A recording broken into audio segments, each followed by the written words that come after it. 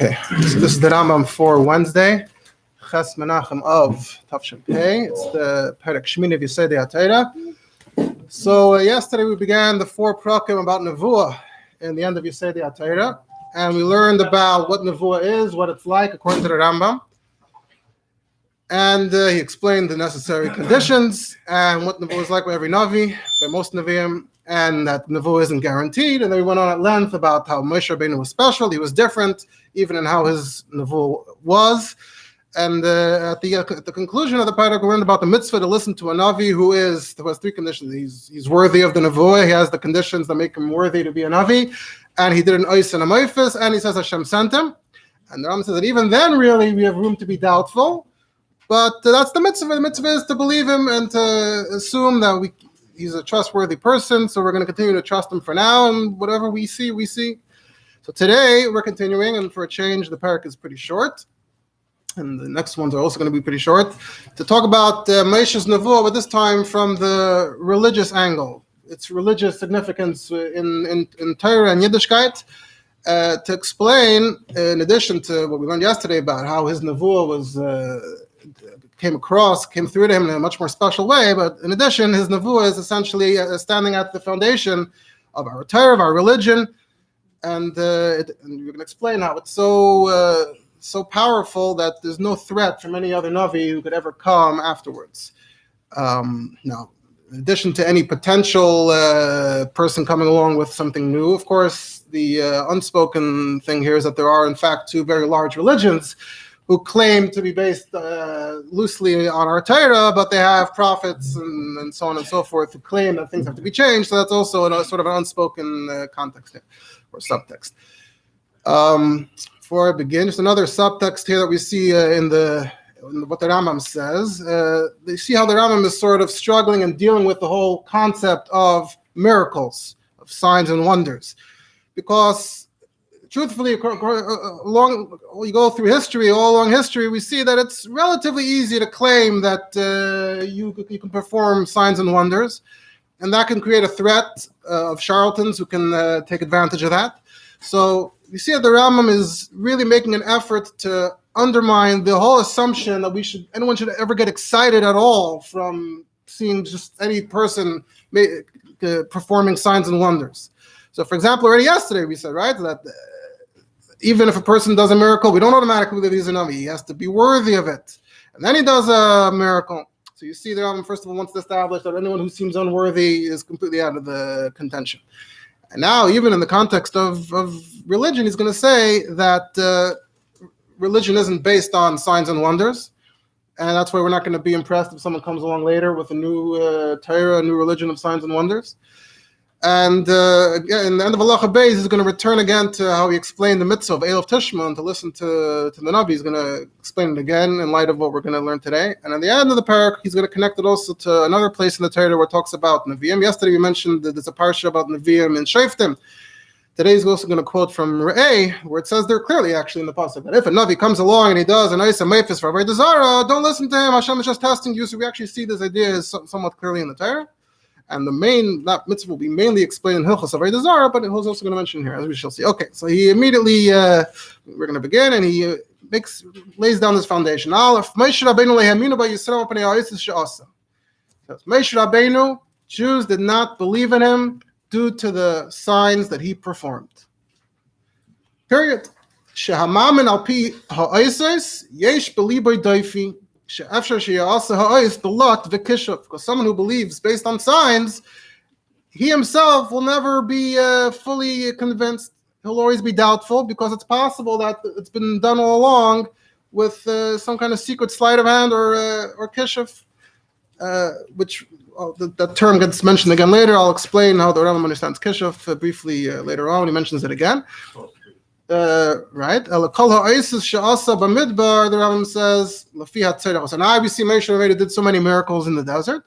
That was all simply on a need to basis. Whenever they needed a miracle, they made a miracle, not because he was trying to prove anything. What about the ISIS in its time? We're gonna get to all of that. Not to bring proof to his prophecy. Sarach lashkias hamitzrayim. He needed to drown the Mitzrayim. So karas hayam v'tzlilan by. So he split a sea open and he had them go down in the depths of the sea. Tzarachnu lamazin. We needed food. He brought the man down for us. Food. Samu, they were thirsty. Bakal hanasav, and he split open a stone. Kafru vayadas kairach. He had a challenge from Kairach's camp. Balais and art, so he got to swallow them. V'chein shar kalais, and the same is true for all the other signs. He did not do the miracle. He was a shliach who said that this is what that. Well, that would if we thought that was a proof, that would still. It's not that he. Oh, let's get some mon down here. No, it's the union of mon is something that's much higher than he was not a shliach. He was an intermediary. You can't say that. Right, but if we thought that signs were good evidence, then this would be good evidence. But the Rambam is saying that it wasn't evidence of anything. It was just what they needed at that time. So when the Rambam says that they didn't believe him because of the signs, so the context here is we're talking about the mitzvahs. We're talking about Torah mitzvahs here, Yiddishkeit. Now, as you mentioned, and the Rambam himself is going to mention later, there's this whole conversation between Moshe and Hashem and Shmois over signs and miracles. Moshe says they're not going to believe me, and Hashem says, okay, I'm going to give you this sign so they can believe you. And if they don't believe you on this, how about this? So I would like to suggest that there's perhaps you can make a distinction between the belief. Let's say Moshe came to them and said, let's leave Mitzrayim, right? So Moshe wasn't sure that they'll believe him right then and there. Maybe they just won't follow him out of Mitzrayim. So that's one thing. And that's similar to, what did we say yesterday? We said that a Navi can sometimes come and give you instructions, and he gives you a nice. That's how you know when a Navi comes and gives you instructions from Hashem. How do you know it's true? If he gives you a nice. Leaving Mitzrayim sounds more similar to that. And then there's belief in Torah. And perhaps we could make a distinction there, because interestingly, I think if you look in the Torah when the Jews are complaining of and doubting and second-guessing Moshe, I think you could see a pattern that the complaints always seem to be about instructions that he was giving them. We have to go here, we have to do this. I don't think you find anywhere where they just purely just come and complain about mitzvahs and say, hey, this mitzvah is not fair, we don't like this mitzvah. I don't think we see that anywhere. So maybe that fits with this distinction, that when it came to his instructions as a Navi, maybe they did rely on the signs, like in the story in Shmois.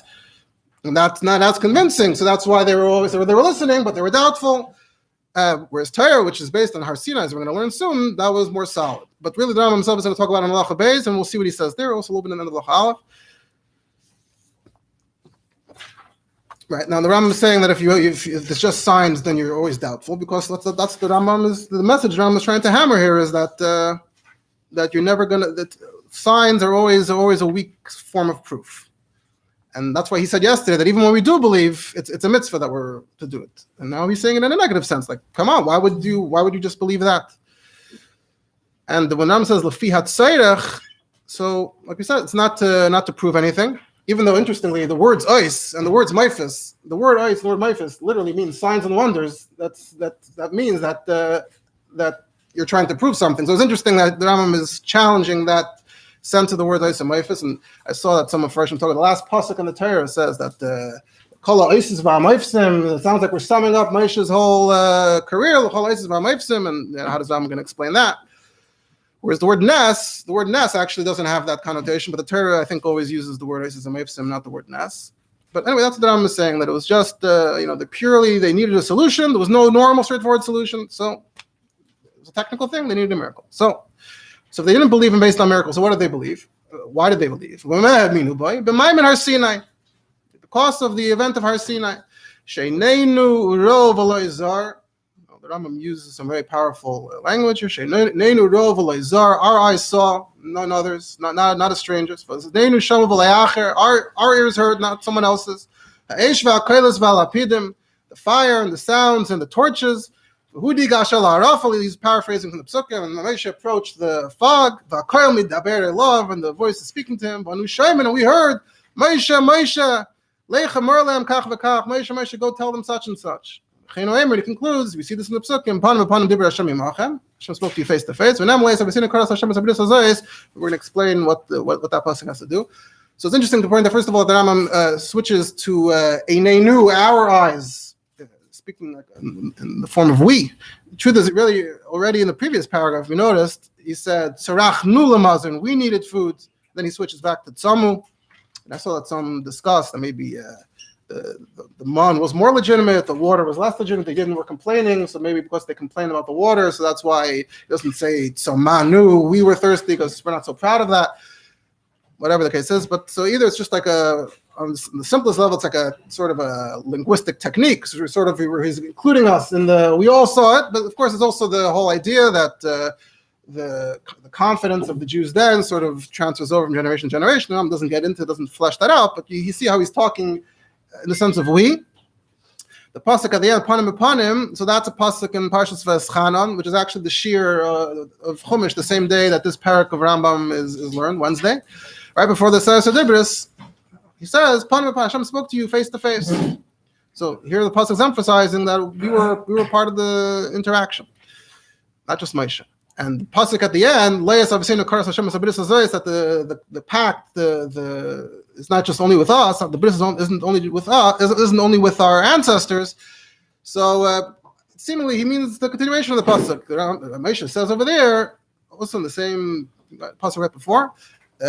Moshe says over there, Ki tanu anachnu ela poya hayom kolonu chayim. It's not just our ancestors then; it's all of us today who are standing here today. So this seems to be proving the Rambam's point, although he never spells it out. That's anachnu, it's us. It wasn't just the Ma'amer Har Sinai wasn't just an event that included the people then, but we all feel included in that event. It's interesting to point out that this quote from this Rambam is actually brought in the middle of a Chassidish avert in Tamim, which was a journal that the Frierdiker published before the World War II. There's a Rishima there of the Frierdiker Rebbe with the title is "It's the Stories of Arba Person." It says there that the old Chassidim, the original Chassidim, they wouldn't bother the Alter Rebbe regarding Gashmias. They didn't come with their physical needs to the Alter Rebbe. And he said that Margla b'Pumayu, they always used to say, this Rambam, Moshe Rabbeinu lo yaminu b'Yisrael, u'b'ameh haminu b'Ma'amer Har Sinai, that they heard ha'esh v'ha'kolos v'ha'lapidim, and that these Chassidim felt that they saw the ha'esh v'ha'kolos v'ha'lapidim in the Torah that they heard from their Rebbe. And that was it. There was no Eisus HaMoifsim in their relationship with their Rebbe in a similar manner that they saw the Rambam as the model for their relationship with their Rebbe. The Rebbe actually is mitzvah to this Rambam as well in a similar context in the Kudas Sichas Chelik Daled in a Sich about Chai El in a footnote. So the context there is about, do we care about miracles? Do we not? The Rebbe says, see this Rambam here, and he quotes another line in Atom that says that the Moifsim are like a pegia b'kvayt Chassidus. It's insulting to Chassidus to talk about Moifsim. It's ktanos for shiflos. It's lowly stuff. It's small stuff. Ein mesim leivlas. No one pays attention. Of course, this is a much broader subject. Within Chabad, what Chabad's approach is. Quotes it in the footnote there. It's part of a question. It's part of a Shakla V'Tarya. Right. So there's a famous interaction with the Frierdiker Rebbe about this, and the whole that what the role Moifsim play. Are Moifsim important? Are they not important within our belief? So. Just interesting to point out the connection, the parallel between what we're learning here and that idea. Now that Rambam brings a raya, clear raya to this regarding Matan Torah. And how do we know this? That it's only the event of Har Sinai alone that's the true proof for Moshe's prophecy, and that's how we know that it's true and there's nothing doubtful about it. Shenemar. It actually says clearly in Shmos, right before the Seres HaDibros the first time, I'm coming to you in the cloud, so everyone can hear when I speak to you, and then they'll believe you forever. So it says it pretty clearly. From this we can be medayek, we can derive that until this happened, they didn't believe him. Their belief wasn't so reliable, wasn't an eternal belief. But there might have been some second guessing, some doubting. And now Hashem is explicitly saying that once this happens, then it's all going to be cleared up. It's all going to be straightened out. And again, here the Rambam is saying clearly that before Matan Torah was one thing, and after Matan Torah was something else. And we're going to get to it explicitly in Halacha base. Nimtzu elu sheshulach lahem. So now the Rambam gives an interesting hagdara, interesting way of putting how we look at this, how we see this. So nimtzu elu sheshulach lahem. So it turns out the people that Moshe was sent to, Shulach Lehem is, we had it also in Halacha, in previous Perek, in Perek Zayin, Halacha Zayin, it says the Navi Sheyesh Shulach. When a Navi comes on a mission, that's the term he uses, Sheyesh Shulach, Shulach. So the people that Moshe, in a sense, was also like a Navi who was sent to a particular group of people. So Nimso Elu Shulach Lehem, those to whom Moshe was sent, Heim Ha'edim Al Nevuah, they themselves are witnesses to his prophecy. Sheyam, that it's true. And he has no need to make any signs for them. He and they are equal here. They're one and the same. Like two witnesses who saw one thing together. Each one is sort of attesting to the other one. No, what you said is true. Yeah, what you said is true. And no one needs to bring proof to the other. Why would I need to bring proof to you? You saw it along with me. So Kach Moshe Rabbeinu, same with Moshe Rabbeinu, Kol Yisrael Edim Layacham Maimer Har Sinai. All of Yidden were all witnesses to him after Har Sinai. In Tzarech Lasses Lam Ois, and he doesn't have to make any further signs. Interestingly, I saw that they quote the Rogachover. The Rogachover actually found an interesting Lamdish halachic idea here in this halacha, which is just the Ram seems to be illustrating how we believe in Moshe. He said, the Ram says, "Shekol echad mehen eid lachaveresh hu emer emes." So when you have two witnesses, each one is in essence attesting to the other one what you're saying is true. He says that means that's part of edus. When we talk about edus in general, halachic edus, that must be part of what edus is accomplishing. Not just two people independently. Each one is attesting to the other. He says that could be the reason why Kravim can't be edim. Because seemingly, if a Karev testifies about his Karev, I can understand. But if two Kravim come and testify about someone else who's not related to them, just separate them. Why do you have to look at them as connected? Why is their familial connection relevant here? Kiddush HaChedesh, in some places we say, if different Eidim come, you can take an Eid from this group, an Eid from that group, put them together. You don't necessarily always find a connection between Eidim. So he says, no, here we see that every Eid is testifying about his Chaver. So that means that if two Eidim are relatives, the relatives in essence are testifying about each other, because while they're testifying about the other thing, they're also in essence testifying about each other. So Kravim can't testify on each other. It says also when it comes to Din Nefashis, it says when it comes to Din Nefashis, capital punishment, you can't combine Eidim from different groups. It says because there we have a higher standard, and there we really want that the Eidim should actually genuinely be attesting to each other. We were both there. I know that you saw it. I know that you saw it. So if two Eidim independently come and testify about capital punishment, that wouldn't be up to the standards that we want. So the Rambam is saying here, so not clear if the Rambam is saying that all Yidden are testifying to each other, or even that Yidden and Moshe are testifying to Moshe and the Yidden, they all heard it together. So in the beginning I thought that they're Shehein v'hu echad b'davar, that they were both testifying to each other. Then the Rambam ends off Kol Yisrael Edim Loi, that we are all witnesses to Moshe.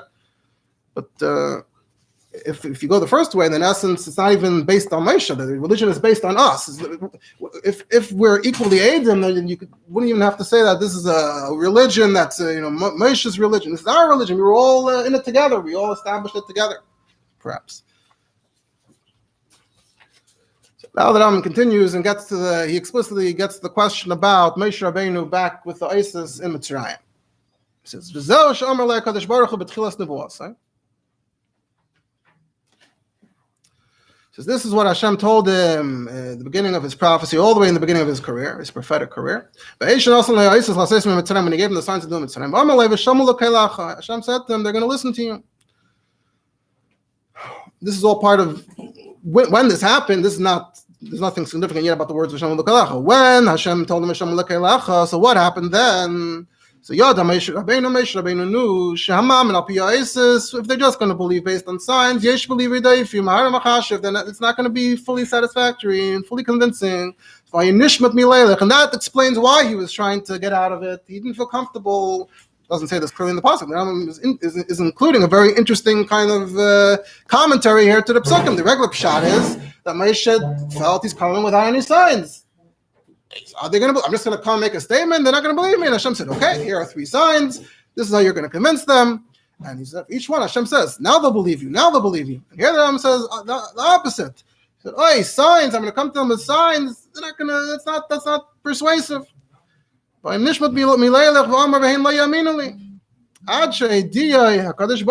Hashem told him, you know what? Let me calm you down here. These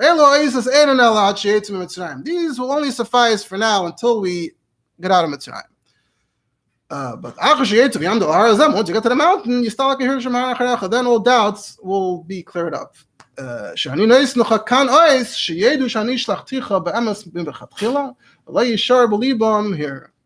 Now at Har Sinai, I'm going to give a sign, a real sign that they're going to know that all the way in the beginning, all along, I really sent you, and we no doubt left. This is the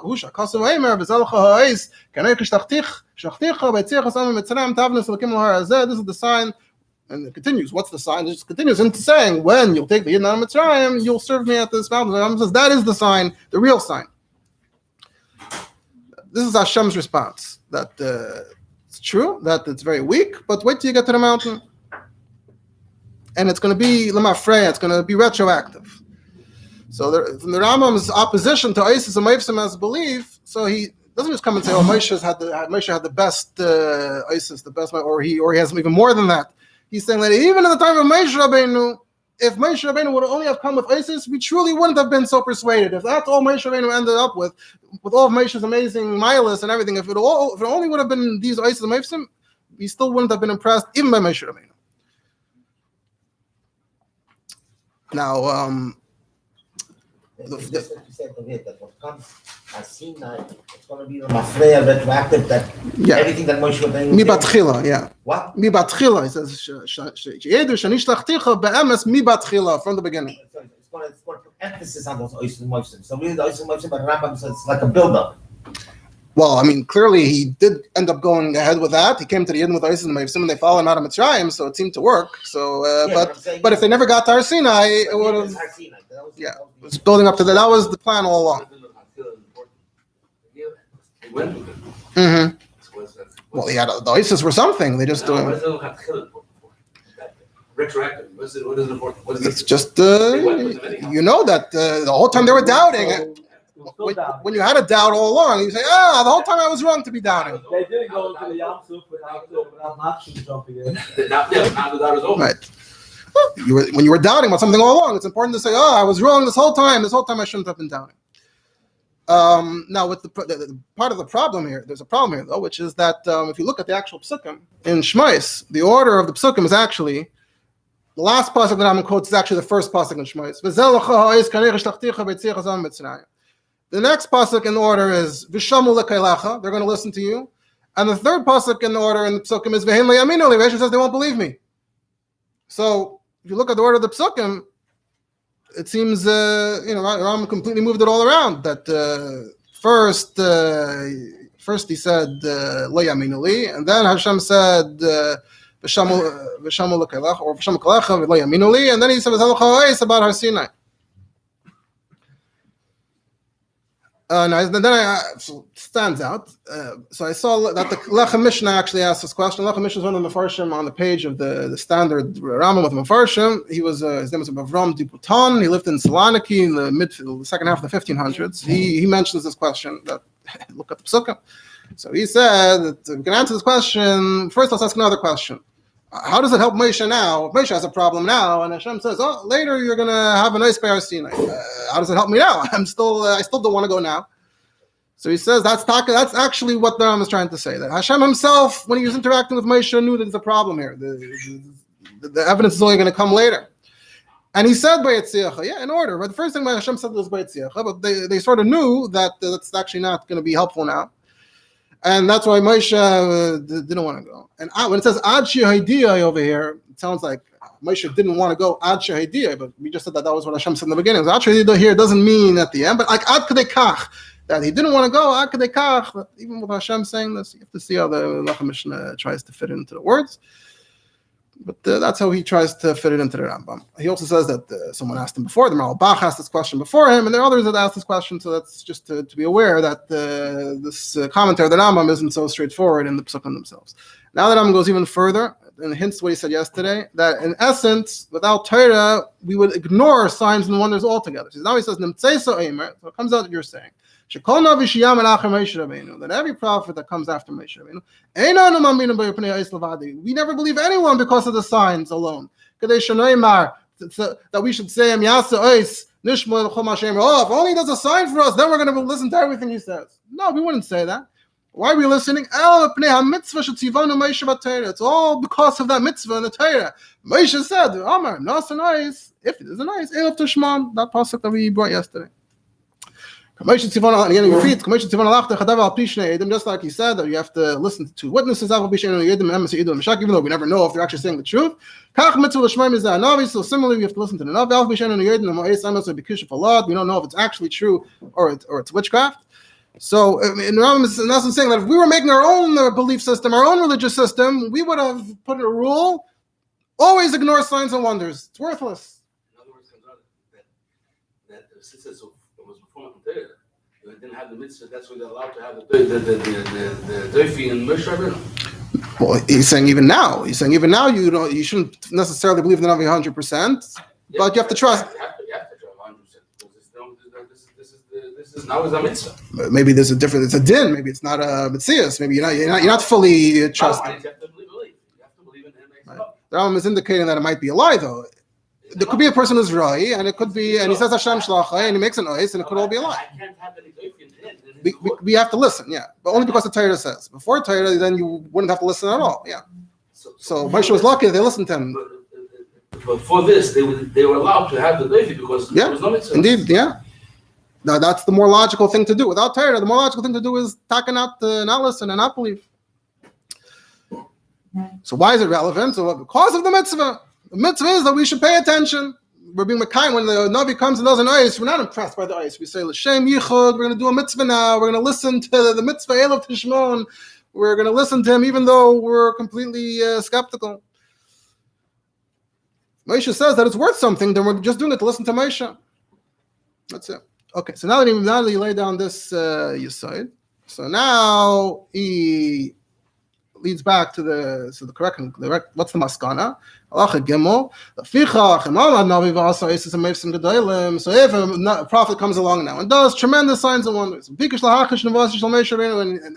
what's his point? What's his agenda? He wants to deny Moshe's prophecy.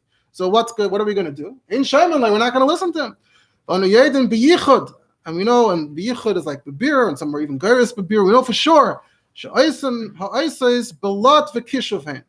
These signs were done balot v'kishuf. Now, if you actually look in the Rambam and mitzvahs kishuf and halachas, it seems that according to the Rambam actually seems to think that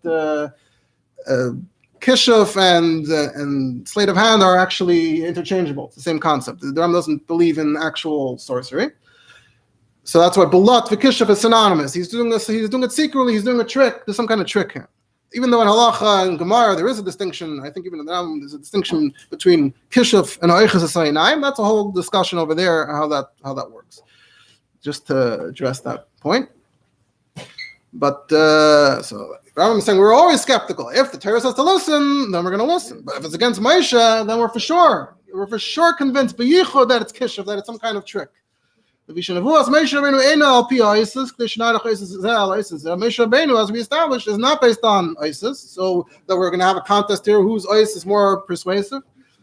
We saw with our own eyes. We heard with our own ears. Who again uses that line? We saw it. We heard. That even to us personally, the Matan Torah feels more powerful to us than whatever signs and wonders anyone is doing. And Kamesha Shamahu means the way Moshe, presumably, the way Moshe heard it, that, again, especially if we say that we're on the same, like we all heard it together. And again here, though it's unspoken, but the comparison to other religions, which is that other religions never claimed to have a revelation event, a mass revelation event. So that's also sort of implied here that the Matan Torah is unique in that sense. And that's what we're emphasizing here. That we have this very powerful event.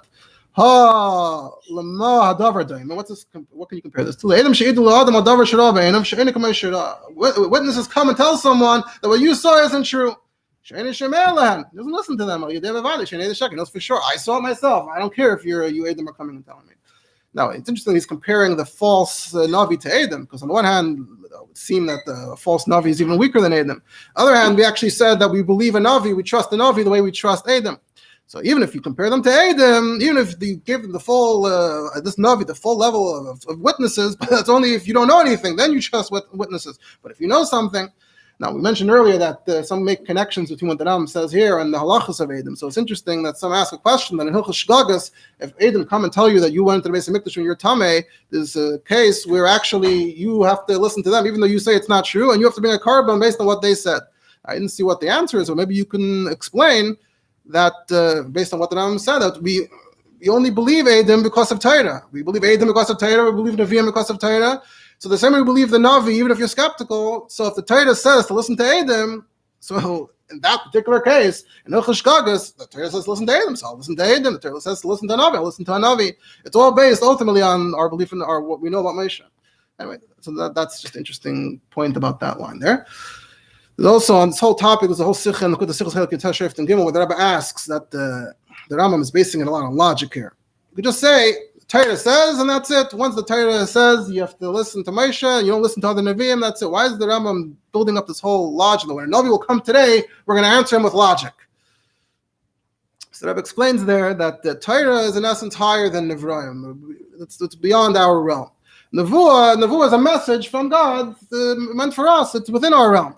So there's a benefit in having the emunah is dafka is very powerful. It's very personal. Something that we can relate to. Something that we can understand. From here we see that's also important. Torah serves a purpose, but there's also the concept of emunah. And for emunah you need nevuah, and for that you need to have this whole experience that happened in Har Sinai that the Rambam explains. And then when your emunah is so powerful, then you truly won't be impressed by any Navi that comes to you with some whole sikha. There's more over there as well.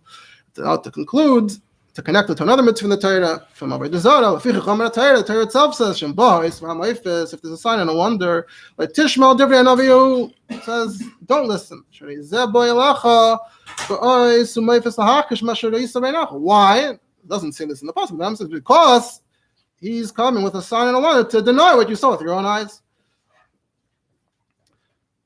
So again, it's all because of Moshe. So we're never going to be convinced by anything outside of the context of Torah that Moshe himself created. We were all a party to. So the only reason why we're even believing in signs is because Moshe told us that sometimes we should believe in Navi who makes a sign. So